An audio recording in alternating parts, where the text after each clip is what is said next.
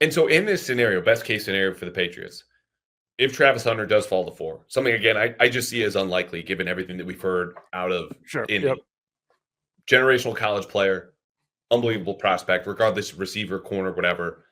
The Patriots could look and help to fill a need short and long term by taking him, or pending the offers they get from all those teams they listed. I think it's a great list for people to keep in mind.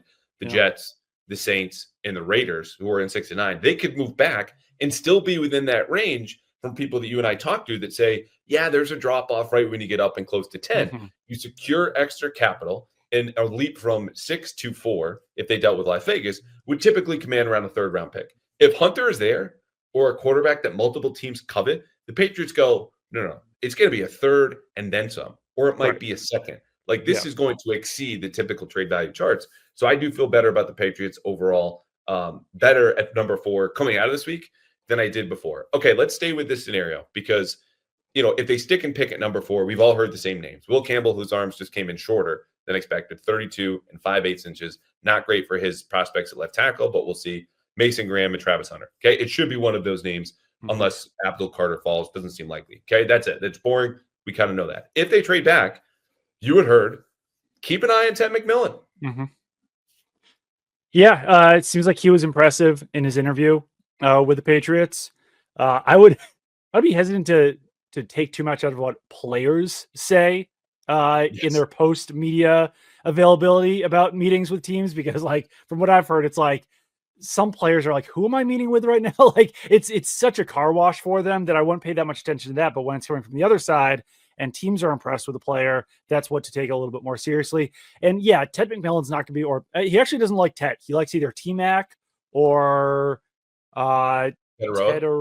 Yeah. So McMillan wouldn't be a good possibility at number 4 overall, but if you trade back into that, let's say like 7 to 12 range, somewhere in there, then I think that becomes a little bit more of a possibility. And if you are looking for an X wide receiver this offseason, like your option for like a plug and play guy is basically only Tet McMillan right now. Like we'll see what else comes out of the draft. We'll see how high these guys rise, but even some of the other top wide receivers like the Matthew Goldens, Mecca Igbuka, like all these guys are probably better Z or slot receivers.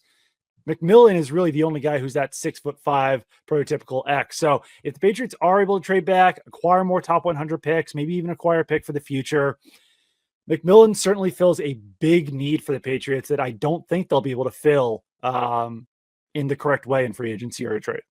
And I asked someone in an AFC front office about I would say it's growing. It's not there yet, but like the N'Keal Harry PTSD, when you look at a guy who's from the West Coast, RIP the Pac-12, but if it was still around, he's coming from the same conference, similar build. And they said, look, T-Mac, Teteroa, or not, as it was said to me on the radio, Tetawa. But that nonetheless sticks in my mind is the worst / best mispronunciation I've heard.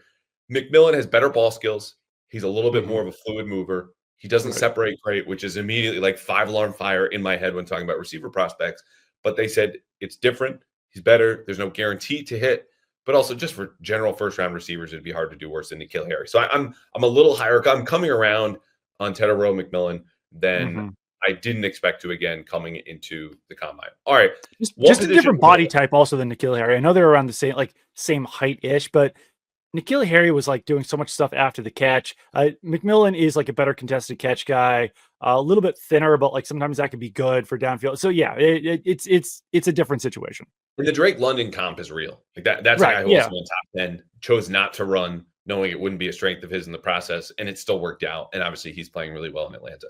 Right. When you move back into like day 2, early day 3, the Patriots, like the rest of the league, we know are extremely high in this defensive line class. They like the running backs. They like the tight end. It's a deep tight end class. I wouldn't be surprised to see one go in that same range. The other position, though, we talked about this in free agency, is still corner. Like there are a couple guys that we've heard that they love in that range, and I wouldn't be surprised to see double dip, depending how things go in free agency. If they sign another starter opposite Christian Gonzalez and they sign a new nickel, I wouldn't love the double dip approach.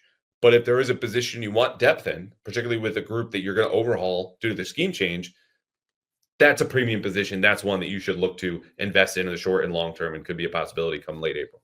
Yeah, and if they come out of free agency with a nickel, then they're probably looking more at like an outside cornerback there in that range. If they come out of the free agency with an outside cornerback, then they're probably looking for a nickel in the draft, because that is like, you have to look at cornerback and say like, we might need to fill 2 starting slots, really depending on how exactly. I know you said like some people don't think that Marcus Jones is a great fit for the Patriots at cornerback. Like if you're talking about Marcus Jones or like replacement player X, maybe you still do say like, hey, let's give Marcus Jones a shot just because he is such a good special teams player, and let's like just see if he fits in there.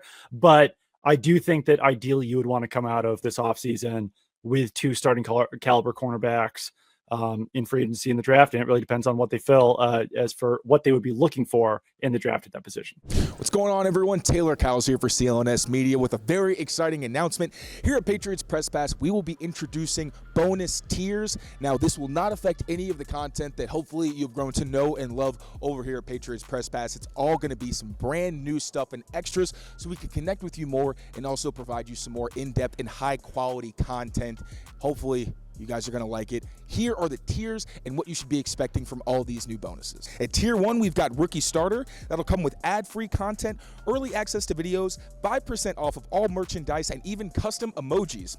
At Tier 2, we've got All Pro. Once again, ad-free content, early access, 10% off merchandise, custom emojis, but that'll also come with player profile film reviews and draft profiles. At Tier 3, we've got GOAT status. Same as all the other tiers, but it's going to be 20% off of all merchandise, and we're also going to have custom segments, Discord chat rooms with myself and other show hosts, as well as live film reviews with myself and whomever we've got on the podcast for that day, hoping to have some pretty fun guests.